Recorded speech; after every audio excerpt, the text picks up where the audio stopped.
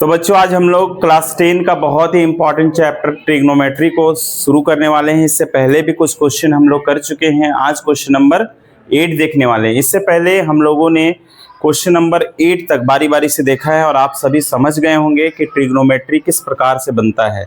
ठीक है, कुछ क्वेश्चन में बहुत आसानी से आप ट्रिक लगा के बना सकते हैं, यानी थोड़ा सा फॉर्मूला आपको याद होना चाहिए जो मैंने पहले भी बता रखा है। आज पहले क्वेश्चन को देखते हैं। क्वेश्चन क्या कहता है, 3 cot a बराबर 4 हो तो जांच कीजिए कि 1 minus 10 square A upon 1 plus 10 square A is equal to cos square A minus sine square है या नहीं। आपके पास कुछ आइडेंटिटी दी गई है, उससे आपको प्रूफ करके बताना है कि वो बराबर है या नहीं। ठीक है, सबसे पहले जो हमें दिया गया है वो क्या दिया है, 3 cot a क्या दे रखा है, 3 cot a is equal to 4। ठीक है, ये cot के साथ इनटू का रिलेशन रखता है। जब बराबर के उधर जाएगा तो क्या हो जाएगा, डिवाइड में यानी बट्टा में हो जाएगा। बोल सकते हैं cot a बराबर हो जाएगा 4/3। क्या हो जाएगा, 4/3। यानी cot जो है 10 का अपोजिट होता है ना। क्या होता है, 10 का अपोजिट cot होता है। हम लोग एक ट्राइंगल के माध्यम से इसको समझते हैं। जब भी ए बी सी दे रखा हो, जैसे 10a sign A cos A, अगर इस तरह का वैल्यू दे रखा है तो हम लोग क्या करते हैं, एक ट्राइंगल बना के ए को यहाँ लिख देते हैं। पहले भी इस संबंध में बात कर चुके हैं। ए को यहाँ क्यों लिखते हैं, क्योंकि जब ये रेफरेंस एंगल होगा तो हमारा लंब और आधार चेंज नहीं होता है, वही रहता है जो हम जनरली पढ़ते हैं। ठीक है, तो बी को हम लोग जो है समकोण बना देते हैं और यहाँ पे सी हो गया। ठीक है, ए बी सी, ए यहाँ पे मेरा रेफरेंस एंगल हो गया। अगर ये रेफरेंस एंगल होगा तो ये लंब होगा और ये आधार होगा। अगर हम यहाँ पे ए लिख देते हैं तो ये लंब हो जाता और ये आधार हो जाता। यही वजह से हम ए यहाँ पे लिखे हैं। यहाँ तक सभी को समझ में आ रहा है। हमसे पूछा गया है cot a बराबर 4/3, cot a बराबर 4/3। 10 थीटा बराबर क्या होता है, लंब बटा आधार होता है। ठीक है, 10 का उल्टा होता है cot, 10 का उल्टा होता है तो लंब बटा आधार। इसका अपोजिट कैसे बोलेंगे, आधार बटा लंब। तो ऊपर वाला जो पार्ट है वो मेरा आधार है, यानी 4 कितना है, 4 आधार है और 3 क्या है, लंब है। ठीक है, आपसे AC का भुजा निकालना है। आपसे AC का भुजा पूछा गया है, पहले AC निकाल लीजिए, उसके बाद जो दिया गया है उसको सॉल्व करना है। कुछ ट्रिपलेट आपको पहले भी बता चुके हैं कि 3 4 5 एक ट्रिपलेट बनता है। ठीक है, 3 4 5 एक ट्रिपलेट बनता है राइट एंगल ट्राइंगल में। तो हम डायरेक्ट 5 नहीं लिख सकते हैं, इसको सॉल्व करना पड़ेगा। क्या करना पड़ेगा, सॉल्व करना पड़ेगा। इस पे कुछ यूनिट नहीं दे रखा है तो हम लोग के लगा देते हैं। ठीक है, और लिखेंगे पाइथागोरस प्रमेय से। क्या लिखेंगे, पाइथागोरस प्रमेय से।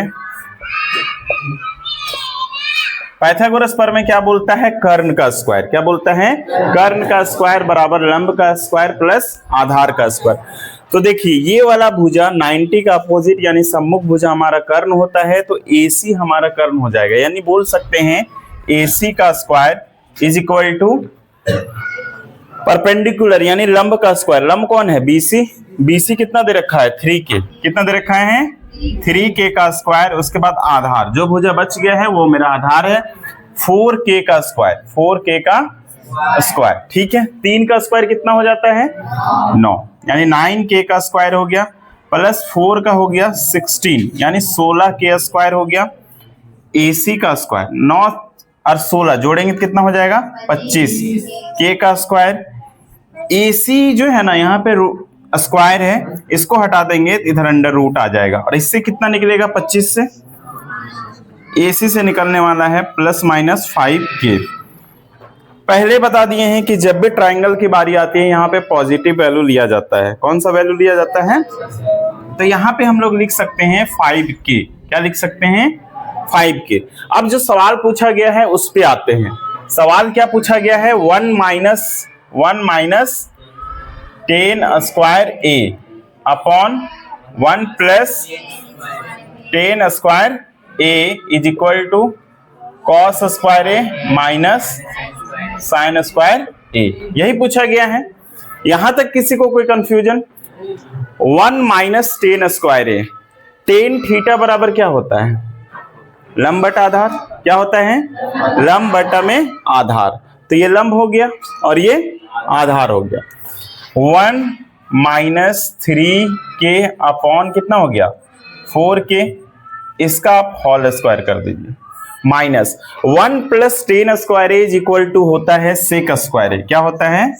1 plus ten square is equal to होता है सेक स्क्वायर ए। तो हम इसकी जगह पे डायरेक्ट सेक स्क्वायर ए लिख सकते हैं। क्या लिख सकते हैं? सेक स्क्वायर ए। और सेक स्क्वायर ए का मतलब होता है कर्ण बट्टा में आधार। कर्ण कितना है हमारे पास? 5k। कितना है? 5k, यानी 5k का स्क्वायर अपॉन आधार कितना है?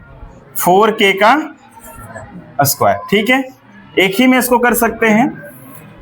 माइनस कॉस स्क्वायर ए। कॉस क्या होता है? आधार बट्टा में कर्ण। कॉस क्या होता है? आधार बट्टा में कर्ण। यानी हम लिखेंगे 4k अपॉन 5k। इसका स्क्वायर कर दीजिए। माइनस साइन स्क्वायर ए, लंब बटा में कर्ण, यानी 3k अपॉन 5k। इसका भी स्क्वायर कर दीजिए। यहां तक किसी को कोई दिक्कत? अब 3 का स्क्वायर कितना होता है जी? 9k का स्क्वायर अपॉन 4 का कितना हो जाता है? 16k का स्क्वायर। बट्टा में 5 का स्क्वायर कितना हो जाएगा? 25k का स्क्वायर अपॉन 4 का कितना हो जाएगा? 16k का स्क्वायर इज इक्वल टू 4 का हमारे पास होने वाला है कितना? 16k का स्क्वायर अपॉन 25k का स्क्वायर। फिर माइनस 3 का कितना होगा? 9k का स्क्वायर अपॉन 25k का स्क्वायर। ठीक है, बात समझ में आ रहा है? अब इसके नीचे 1 मान के आपको एलसीएम लेना होगा। क्या लेना होगा जी? एलसीएम लेना होगा। एलसीएम लेंगे तो हमारे पास 16 और 1 का एलसीएम कितना आने वाला है? कितना आने वाला है? 16। ठीक है, हम लोग यहाँ पे मिटा के देखते हैं। देखिए 16 और 1 का एलसीएम लेंगे तो कितना हो जाएगा? 16। हम लोग यहाँ पे लिख सकते हैं 16k का स्क्वायर। ठीक है, अब 1 का टेबल 16 बार पढ़ेंगे। 16 एकम 16k का स्क्वायर माइनस 9k का स्क्वायर। कितना हो जाएगा? 9k का स्क्वायर अपॉन 25k का स्क्वायर अपॉन 16k का स्क्वायर। माइनस यहां भी एलसीएम जाएगा। 25 और 25 का एलसीएम कितना होने वाला है? कितना होने वाला है? तो 25 और 25 का एलसीएम लेंगे तो हो जाएगा 25k का स्क्वायर। अब 16 जब नीचे सेम रहता है ना तो हम लोग क्या करते हैं? ऊपर भी सेम वैल्यू को उतारते हैं। यानी लिख सकते हैं 16k का स्क्वायर माइनस 9k का स्क्वायर। देखो 16 में से 9 घटाएंगे कितना आएगा? 7k का स्क्वायर अपॉन 16k का स्क्वायर। देखो इसको रिवर्स कर दो, यहां पे आ जाएगा 16k का स्क्वायर अपॉन 25k का स्क्वायर। अब यहां पे घटाइए, 16 में से 9 गया, कितना हो गया? 7k का स्क्वायर अपॉन 25k का स्क्वायर।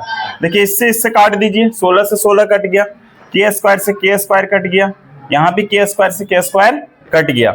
यानी यहाँ पे कितना बचने वाला है? 7 बट्टा में 25 माइनस 7 बट्टा में 25, यानी बराबर है। यहाँ पे सॉरी इक्वल टू है तो हम लोग यहाँ पे क्या करेंगे? इक्वल टू देंगे। यानी 7 बट्टा 25 बराबर क्या होने वाला है? 7 बट्टा 25। आपको जांचने के लिए बोला था क्या ये सही है या नहीं, तो बिल्कुल ये क्या है? सही है। कोई दिक्कत किसी को?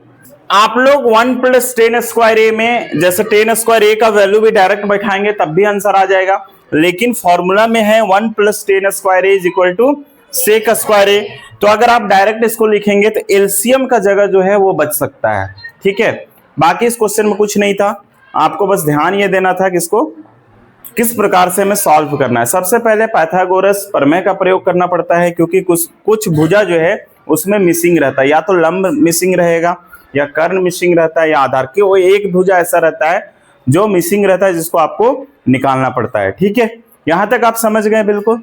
अब हम लोग क्वेश्चन क्या करते हैं? 9 देखते हैं। क्वेश्चन नंबर 9 देखते हैं क्या कहता है।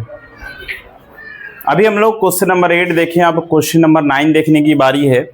क्वेश्चन नंबर 9 क्या कहता है, त्रिभुज ABC में जिसका कोण B समकोण है, यदि tan A बराबर 1/√3 है तो निम्नलिखित का मान ज्ञात कीजिए। पहला में दे रखा है sin A cos C plus cos A sin C। ठीक है, अब ध्यान दीजिए, इसमें से जो रेफरेंस एंगल है ना उसका खेल है। ठीक है, क्योंकि आपको A और C दिया, देख रहे हैं आप, sin A cos C इस तरह से दिया जा रहा है, तो हम लोग रेफरेंस एंगल को ध्यान से देखेंगे। ठीक है, किसको ध्यान से देखने वाले हैं? रेफरेंस एंगल को। मान लेते हैं A ये है तो ये B हो गया और ये C हो गया, क्योंकि बोला गया है कि B समकोण है। क्या बोला गया है? समकोण है, तो इसका अपोजिट यानी सम्मुख भुजा हो जाएगा हमारा कर्ण। लंब और आधार according to reference angle change होते रहेंगे, according to reference angle change होते रहेंगे। हमारे पास बोला है tan A बराबर 1/√3, tan A is equal to 1/√3। ठीक है, tan A बराबर 1/√3, तो यहाँ पे रेफरेंस एंगल किसको बनाया गया है? यहाँ पे रेफरेंस एंगल बनाने का काम किया है A को। किसको किया है? A को। जब अगर ये रेफरेंस एंगल होगा तो इसका अपोजिट वाला भुजा यानी सम्मुख भुजा क्या हो जाएगा? लंब हो जाएगा। क्या हो जाएगा? लंब हो जाएगा, और ये आधार हो जाएगा। tan थीटा बराबर क्या होता है? लंब बटा में आधार, तो ये हमारे पास लंब हो गया और ये क्या हो गया? आधार। अगर ये हमारे पास 1 है तो ये हमारे पास क्या होगा? √3। ठीक है, कोई दिक्कत किसी को? कुछ भी यूनिट नहीं है तो इसकी जगह पे हम लोग क्या लिख देंगे? K लिख देंगे। क्या लिख देंगे? K लिख देंगे। यानी इसमें हमें क्या निकालना है? तो इसमें हमारे पास कर्ण मिसिंग है AC। ठीक है, कर्ण चेंज नहीं होगा, लेकिन लंब और आधार अकॉर्डिंग टू रेफरेंस एंगल क्या होंगे? चेंज होंगे। फिर से हम लोग पाइथागोरस प्रमेय का यूज करेंगे।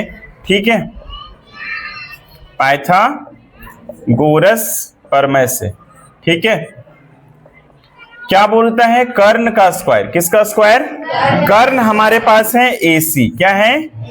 AC का स्क्वायर इज इक्वल टू लंब का स्क्वायर प्लस आधार का स्क्वायर। अभी रेफरेंस एंगल हम कुछ भी नहीं मान रहे, इसीलिए इसी को लंब मानेंगे। ठीक है, लंब हमारे पास है √3 के। कितना है? √3 के इसका स्क्वायर, और आधार हमारे पास है 1 के इसका स्क्वायर। अब √3 का जब हम स्क्वायर करेंगे तो कितना हमें मिलने वाला है? 3। कितना मिलेगा? 3 के का स्क्वायर प्लस 1 का स्क्वायर 1 होगा, के का स्क्वायर के स्क्वायर लिखेंगे, AC का स्क्वायर। 3 और 1 कितना हो जाएगा? 4k का स्क्वायर, और ये AC में जो आपको स्क्वायर दिख रहा है इसको जब हटा देंगे तो यहाँ क्या आ जाएगा? रूट आ जाएगा। तो AC इज इक्वल टू हमें मिलने वाला है ±2k। क्या मिलेगा? ±2k। यानी कर्ण हमें मिला है 2k। कितना मिला है? 2k। ठीक है, पॉजिटिव वैल्यू को लेना है। अब हमारे पास जो मेन क्वेश्चन है उस पर हम ध्यान देंगे। पहला जो हमारे पास क्वेश्चन है sin A। क्या है? sin A cos C plus cos A sin C। ठीक है, यहां तक किसी को कोई कंफ्यूजन दिख रहा है? अब हमारे पास AC आपको दिख रहा है ना? साइन थीटा बराबर, समझने के लिए हम लोग एक बार फिर से आइडेंटिटी को लिख लेते हैं। लाल का क्या लिख लेते हैं? पहला वाला हमारे पास साइन होगा, कॉस होगा, टेन होगा, कॉसेक होगा, सेक होगा, कॉट होगा। ठीक है, कोई दिक्कत किसी को? तो सबसे पहले बोला है साइन ए, लंब बटा में कर्ण होता है ना, लंब बटा में कर्ण। लंब हमारे पास कौन होगा? क्योंकि यहाँ पे ए बोला है, क्या बोला है? मतलब रेफरेंस एंगल ये होने वाला है। अगर ये रेफरेंस एंगल होगा तो लंब हो जाएगा ये उसका अपोजिट वाला, यानी बोल सकते हैं 1 के। ठीक है, और कर्ण नो चेंज 2 के। ठीक है, देखो इसके बीच में ना इनटू का सिंबल है। किसका सिंबल है? जब दो अल्फाबेट एक साथ हो तो बीच में इनटू का सिंबल होता है। cos c क्या बोला गया है? यानी अब इसको रेफरेंस एंगल बना दिया गया है। किसको रेफरेंस एंगल बना दिया गया है? इस वाले c को। जब ये रेफरेंस एंगल होगा तो ये लंब हो जाएगा, और ये तो cos बराबर क्या होता है? आधार बट्टा में कर्ण। आधार कौन है? 1k, ठीक है, और कर्ण कितना है 2k, प्लस cos a, ठीक है, यानी रेफरेंस एंगल कौन है ये, तो ये लंब हो गया और ये क्या हो गया, तो आधार बट्टा में कर्ण, यानी √3k कितना हो जाएगा, √3k अपॉन 2k, ठीक है, इनटू साइन c। अब c को रेफरेंस एंगल बनाएंगे, तो अगर ये रेफरेंस एंगल होगा तो नो चेंज, ये लंब हो जाएगा, ये आधार और ये कर्ण, तो साइन थीटा बराबर क्या होता है, लंब बटा में कर्ण, तो √3k अपॉन 2k, है ना। अब आप 1 से 1 मल्टीप्लाई करेंगे तो क्या होगा, 1 ही होगा, यानी सिंपल सा हम लिख सकते हैं k का स्क्वायर, किसका स्क्वायर, 2 2 जा 4 k का, प्लस √3 और √3 मल्टीप्लाई होगा तो कितना होगा, 3k, 2 और 2 मल्टीप्लाई होगा तो 2 और 2 मल्टीप्लाई होगा तो 4 होगा, k और k मल्टीप्लाई होगा तो k का स्क्वायर, k स्क्वायर से पहले k स्क्वायर काट लीजिए, ठीक है, यहाँ पे 1 बचेगा ना, तो क्या मिलने वाला है, 1/4 प्लस 3/4, कितना बचेगा, 3/4, ठीक है, 4 और 4 का एलसीएम लीजिए तो कितना होगा, 4 ही हो जाएगा, नीचे सेम है तो ऊपर भी सेम होगा, 1 + 3 कितना होने वाला है, 4/4, काट देंगे तो कितना आएगा, यानी पहला का आंसर कितना आ गया, 1। अब हम लोग इसी का क्वेश्चन नंबर 2 देखते हैं, ठीक है, कोई दिक्कत किसी को, यहां तक आप समझ रहे हैं ना आसानी से। देखिए बस ABC जो रेफरेंस एंगल है उसका खेल समझ लीजिए, क्वेश्चन आसानी से सॉल्व हो जाएगा, ठीक है। इसी का अब हम लोग क्वेश्चन नंबर यानी पार्ट 2 देखने जा रहे हैं, ठीक है। पार्ट 2 में क्या कहता है, cos A cos C minus sin A sin C, ठीक है। cos थीटा बराबर क्या होता है, आधार बट्टा में कर्ण, तो पहले में बोला गया है cos A, रेफरेंस एंगल किसको बना दिया गया है, तो यह उसका अपोजिट वाला लंब होगा, और ये तो आधार बट्टा में कर्ण, √3k upon 2k, √3k upon 2k into cos C बोला गया है, ये रेफरेंस एंगल होगा तो ये लंब हो जाएगा और ये आधार, तो 1k अपॉन 2k, ठीक है, माइनस, ठीक है, यहां तक समझ गए। साइन A रेफरेंस एंगल ये है तो ये लंब हो जाएगा और ये कर्ण, है ना, लंब बटा कर्ण पूछा है ना, आधार तो ये हो गया, साइन थीटा बराबर होता है लंब बटा कर्ण, यानी 1k upon 2k, 1k upon 2k into sine C बोला गया है, मतलब ये साइन रेफरेंस एंगल होगा तो लंब ये हो जाएगा, आधार ये और कर्ण, तो साइन का बात है लंब बटा में कर्ण, √3k रूट अपॉन 2k, ठीक है, इसको मल्टीप्लाई कीजिए तो √3k और 2 मल्टीप्लाई करेंगे, 2 2 जा 4, k मल्टीप्लाई होगा तो k का स्क्वायर, ठीक है, माइनस इसी तरह से मल्टीप्लाई करेंगे तो √3k और k का मल्टीप्लाई होगा तो k का स्क्वायर, 2 दूना 4। सबसे पहले इससे ये काट लीजिए, है ना, k स्क्वायर से k स्क्वायर कैंसिल हो गया, तो क्या मिलने वाला है, √3/4 माइनस √3/4। यहां पे ध्यान देना है, इसका साइन क्या है माइनस में और इसका साइन क्या है प्लस, माइनस प्लस क्या होता है, घटता है, और दोनों सेम है तो काट दीजिए, इसका आंसर क्या आने वाला है, 0। क्या आने वाला है इसका, पहला वाला का आंसर हमें, पहला पार्ट का आंसर हमें 1 मिला था, इसका हमें कितना मिला है, 0, ठीक है। यहां तक आपको समझने में किसी प्रकार से कोई दिक्कत, बस इसमें जो आइडेंटिटी बोला जाता है कभी भी cos A cos C, इसको बहुत ही ध्यान से देखना पड़ेगा, जब एग्जाम आएगा, जब एग्जाम में आप बैठेंगे, ठीक है, तो वहां पे ये ध्यान देना है कि कब हमें A बोला गया है, कब हमें C बोला गया है। अगर आप इसको प्रॉपर रूप से ध्यान में देंगे, रेफरेंस एंगल बना के बनाएंगे तो आसानी से आप इसको सॉल्व कर सकते हैं, अन्यथा फिर गड़बड़ हो जाएगा, है ना। होता है एग्जाम में प्रेशर की वजह से हम लोग लंब और आधार चेंज करना भूल जाते हैं और परीक्षा में पूरा गड़बड़ करके आ जाते हैं, तो अब ऐसा नहीं करना है, ठीक है। मिलते हैं अगले क्लास में।